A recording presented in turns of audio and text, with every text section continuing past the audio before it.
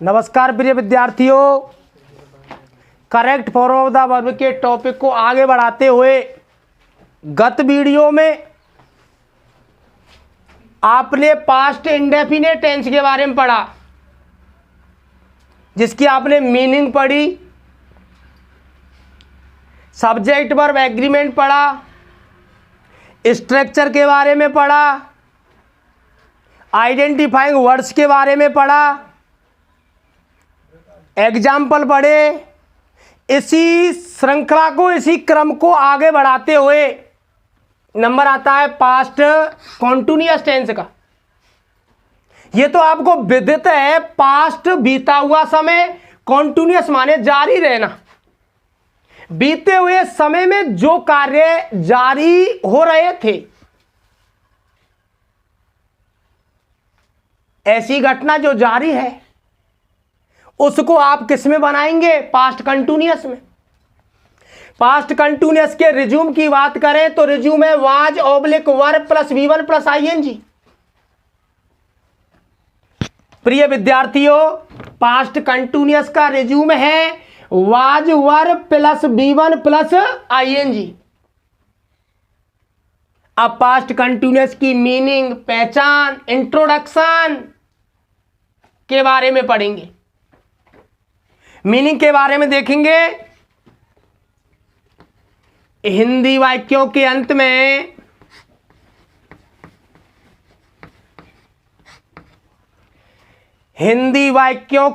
में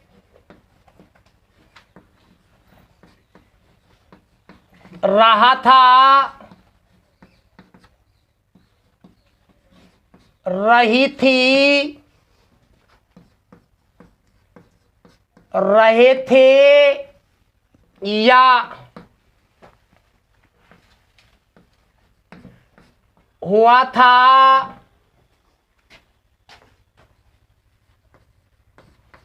हुई थी,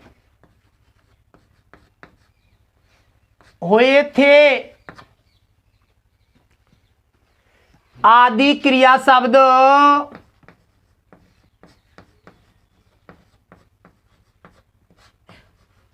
आते हैं।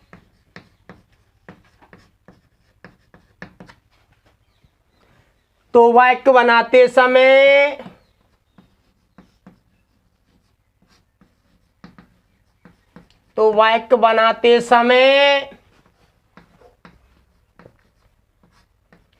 Was oblique verb plus V1 plus ING का प्रयोग होता है।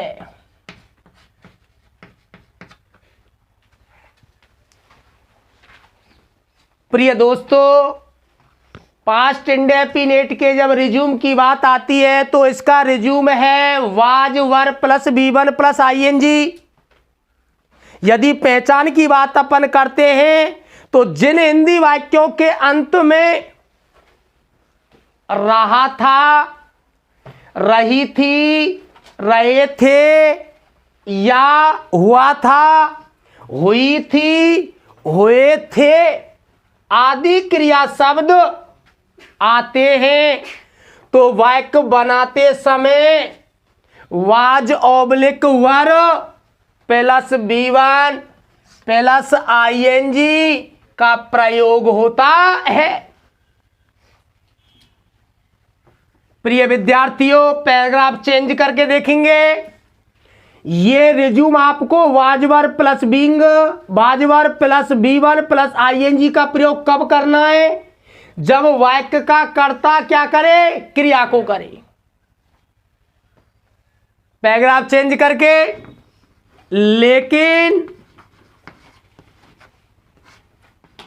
यदि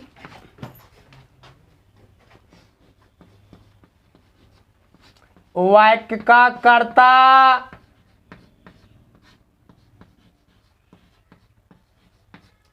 क्रिया को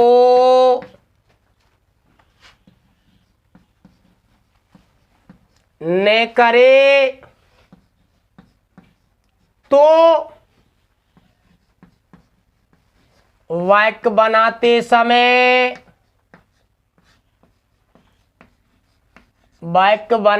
समय was oblique were plus being plus B3 का प्रयोग होता है।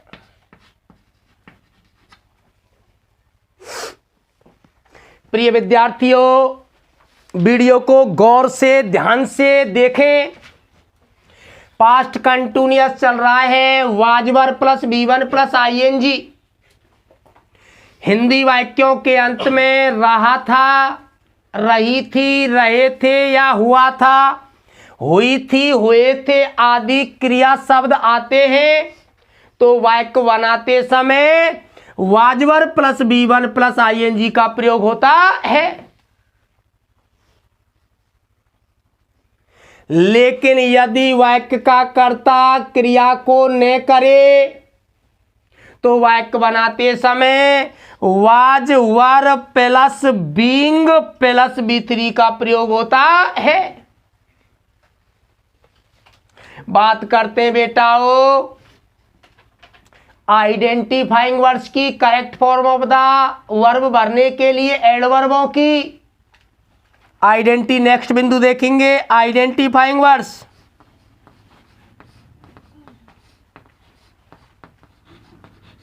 Identifying words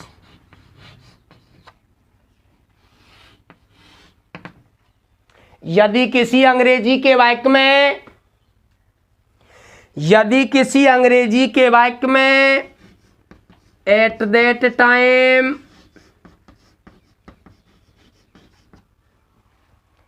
at that moment,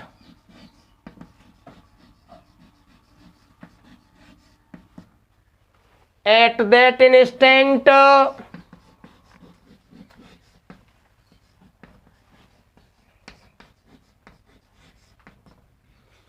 in those days,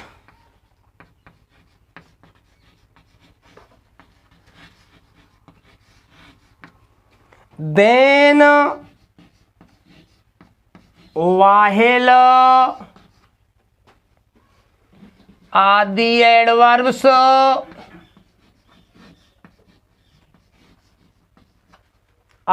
adverbs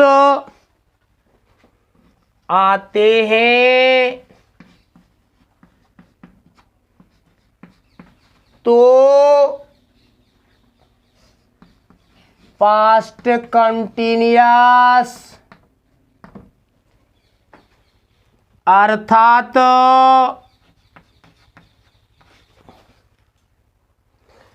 was oblique were plus V1 plus ING का प्रयोग करते हैं।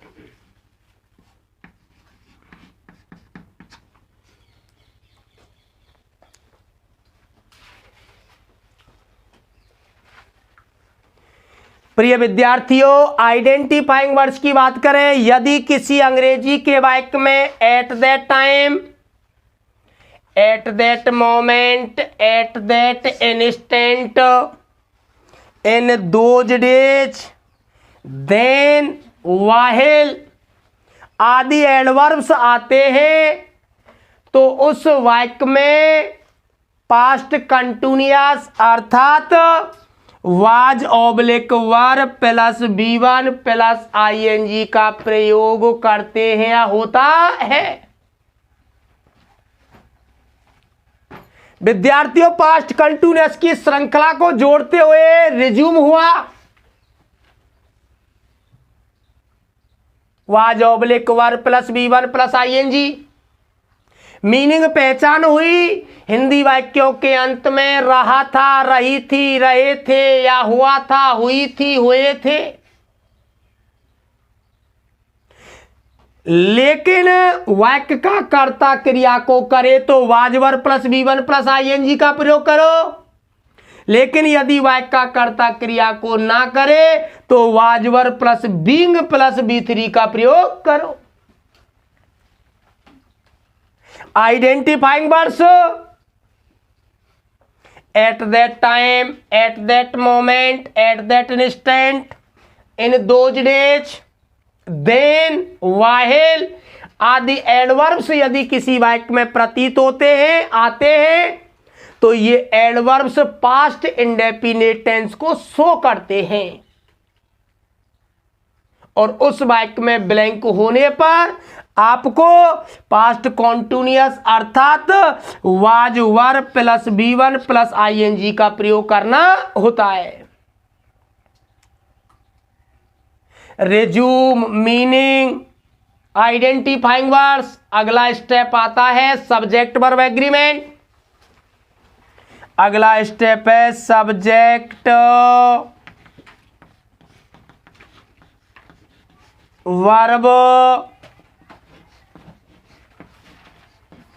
एग्रीमेंट।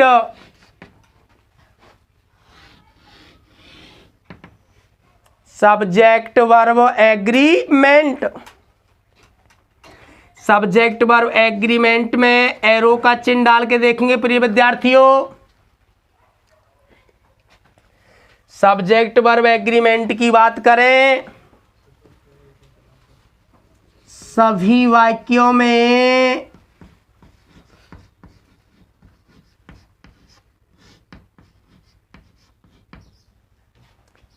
एक वचन कर्ता के साथ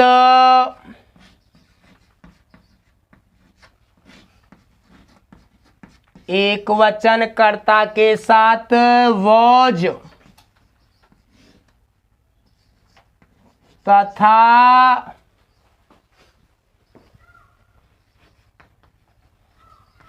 बहुवचन कर्ता के साथ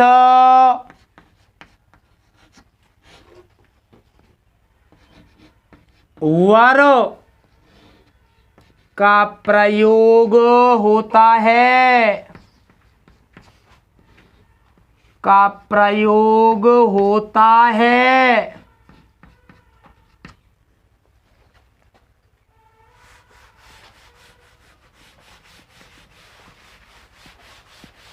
बेटा अगला चिन्ह देखेंगे,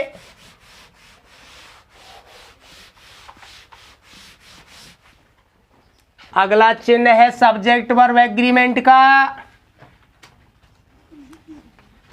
मुख्य क्रिया के रूप में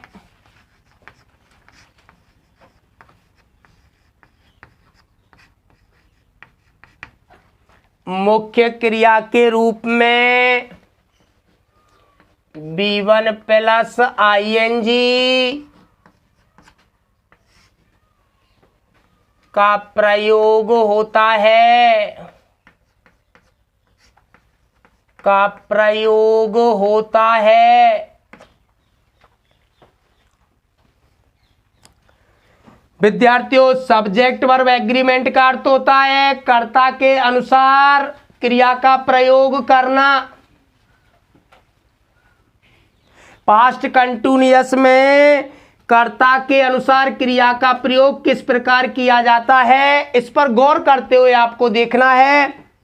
सभी वाक्यों में अर्थात assertive, negative, interrogative, interrogative plus negative, सभी वाक्यों में एक वचन singular subject he, she, it, name के साथ तो लगाना है आपको वॉच, तथा